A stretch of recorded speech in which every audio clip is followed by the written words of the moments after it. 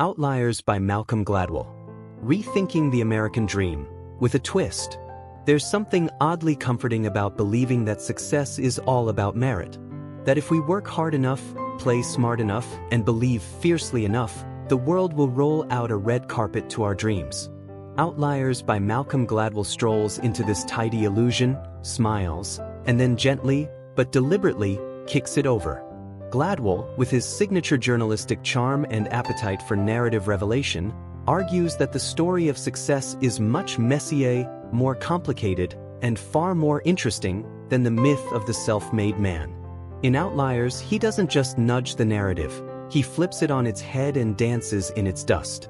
The people who stand at the pinnacle of success, the outliers, didn't just get there because they were innately talented or put in the hours. They succeeded because of hidden advantages, cultural legacies, timing, and yes, a fair dose of luck. This book is a love letter to context, a full-throated anthem for the power of environment and opportunity. Chapter 1. The Matthew Effect, born on the right side of the calendar. We begin on the frozen hockey rinks of Canada, where elite players tend to have something in common that has nothing to do with athletic ability. They're all born in January, February, or March. Wait, what? Gladwell uncovers how something as arbitrary as a youth hockey league's age cutoff can result in a cascading series of advantages for kids born earlier in the year. These kids are slightly older, more developed, get picked for better teams, better coaching, and so the cycle feeds itself. It's the Matthew effect in action, for unto everyone that hath shall be given. Small differences at the start, if rewarded, explode into big differences later. It's like starting a race 5 steps ahead. You might still have to run, but your chances are dramatically better. The implications are sobering. Success isn't just about being the best, it's about being the best at the right time and in the right place. Chapter 2. The 10,000-hour rule. Practice, practice, practice, and access. This is the chapter that launched 1,000 TED Talks. Gladwell introduces the 10,000-hour rule, the idea that to become world-class at anything, you need to put in approximately 10,000 hours of deliberate practice. He rolls out the stories of the Beatles performing endless gigs in Hamburg and Bill Gates coding into the night on an early computer system before most people even knew what a computer was. But here's the kicker, it's not just the hours that count. It's who gets to accumulate them. The Beatles had a lucky gig that gave them intense stage experience. Gates had rare access to a computer at a private school in the 1960s. The point isn't that practice doesn't matter, it absolutely does. But if you don't get the opportunity to practice, you'll never even step onto the field.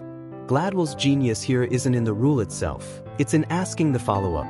Who gets the chance to log those 10,000 hours, and who doesn't? Chapter 3. The Trouble with Geniuses, Part 1. IQ isn't destiny. Gladwell then moves us into the murky waters of intelligence and asks, is being smart enough? Apparently not. Enter Christopher Langan, whose IQ is somewhere between Einstein and intergalactic overlord, but who never quite made it big.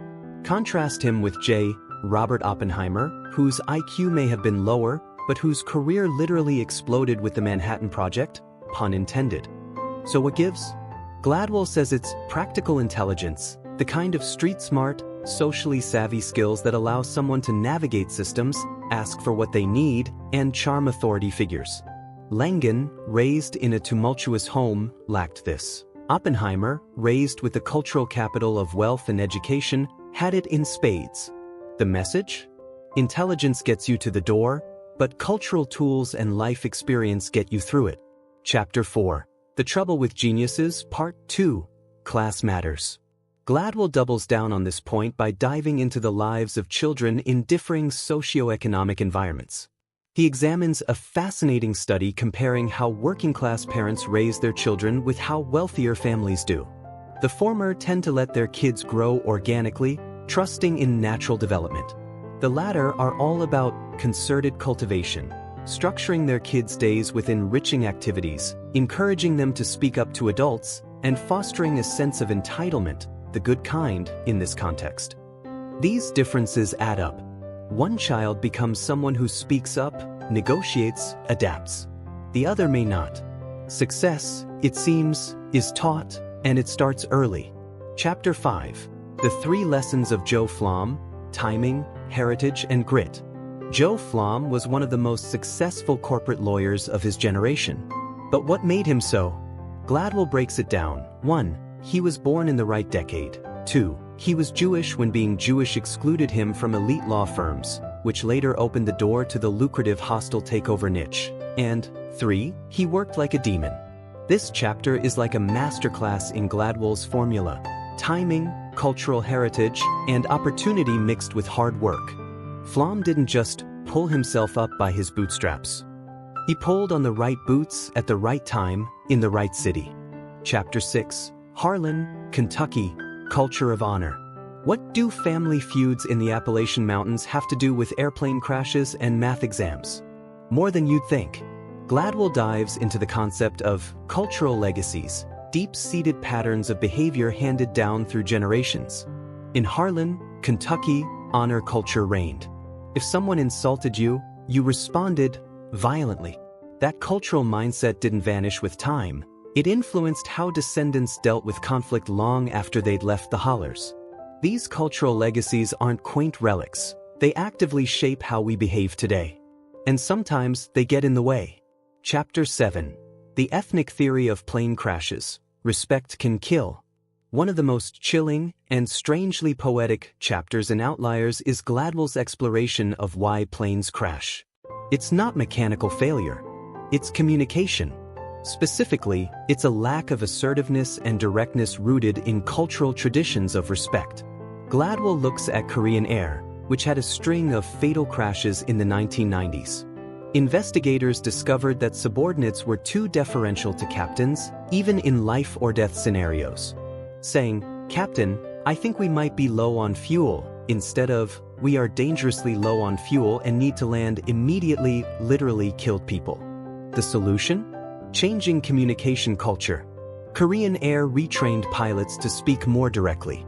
Crashes plummeted. Legacy culture, once again, proved to be both a blessing and a curse. Chapter 8. Rice Paddies and Math Tests. Persistence Pays. In this surprisingly lovely chapter, Gladwell draws a link between rice farming and success in math. Rice cultivation requires constant care, precision, and dogged patience. And those values, embedded over centuries, seep into educational success.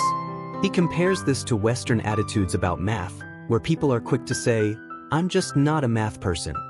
In cultures influenced by rice farming, struggle is expected and even revered. That persistence translates into academic endurance. This is one of Gladwell's more poetic arguments, showing how deeply culture plants itself in our habits and beliefs, even in classrooms. Chapter 9. Married as Bargain, School as Salvation. Gladwell wraps up with a case study on the KIPP Academy, a charter school that provides longer school days and higher expectations for low-income students. The result? A pathway out of poverty.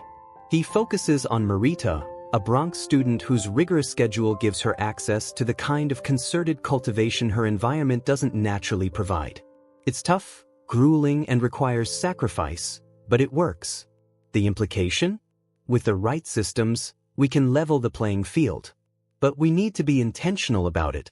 Final thoughts. The truth about success is, it's complicated. By the end of Outliers, you're left with a sobering and empowering truth. Success isn't just about who you are. It's about where you come from, what time you were born, what culture raised you, what opportunities you stumbled into, and how you handled all of it.